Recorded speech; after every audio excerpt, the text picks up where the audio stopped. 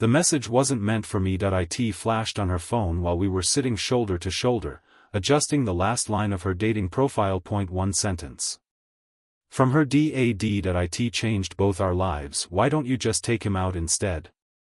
At that moment, I realized I wasn't just helping my boss find love. I was standing right in the middle of it. I never planned to stay late that Friday. My coffee was cold, the office lights were already dimming, and all I wanted was to go home to my son and help him with his science project. But then she appeared at my desk, my boss, composed as always, blazer still sharp, eyes tired in a way power never seems to fix. Can you help me with something personal? She asked. That was the hook. The moment that pulled me, and you, into everything that followed. She was brilliant, respected, intimidating to most people. To me, she was also the woman who never talked about weekends, never mentioned family, and stayed longer than anyone else. When she asked for help setting up a dating profile, I honestly thought she was joking. I don't know how to sound human, she said quietly. Everything I write feels like a resume. So I sat down beside her, and we started. I asked questions no one else ever had. What made her laugh? What scared her? What she missed? She answered cautiously at first, then honestly. She talked about a marriage that ended not in betrayal, but in silence. About choosing ambition because it was safer than hoping someone would stay. I suggested lines that sounded like her, not like a boardroom speech. She smiled. A real one. The kind that softens the world. Then her phone buzzed. She glanced at it, frowned, and turned the screen slightly away. Too late. I saw my own reflection in the glass, and the message preview from her dad. Why don't you just take him out instead? The air shifted. She froze. I laughed awkwardly, assuming it was a misunderstanding. But she didn't laugh back.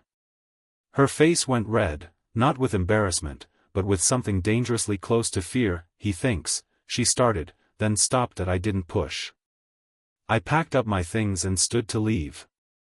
But before I reached the door, she spoke again. My father thinks you're the reason I don't sound lonely anymore. I went home that night pretending it was nothing, but I couldn't stop thinking about it, because for the first time in years, someone had seen us before we saw ourselves, and that was only the beginning. 3 days later, she cancelled all her meetings. That alone told me something was wrong. She asked me to join her for coffee, not as my boss, not in the office, but across the street, in a place that smelled like cinnamon and second chances. That was the hook of chapter 2.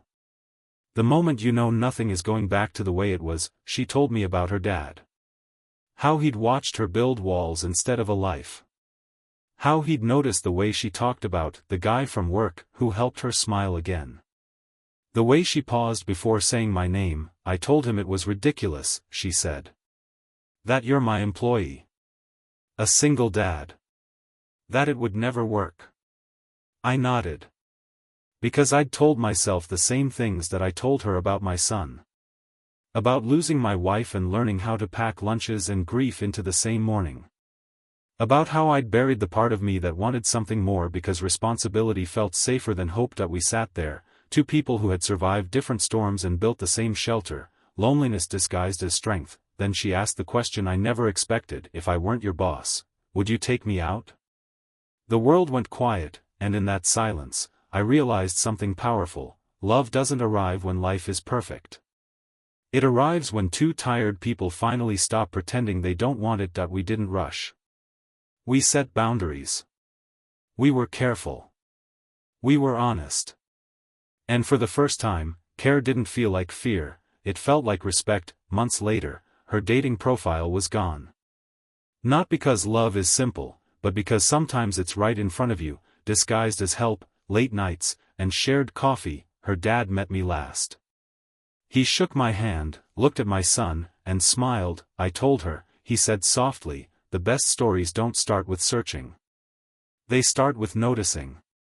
Ending message, inspiring close. Sometimes the most powerful love stories don't begin with sparks, they begin with listening, with helping someone else believe they deserve more, until you realize you do too. If you're watching this thinking it's too late, you're wrong. If you think love has to look dramatic to be real, it doesn't, and if you're waiting for a sign, sometimes it comes as a text message that wasn't meant for you.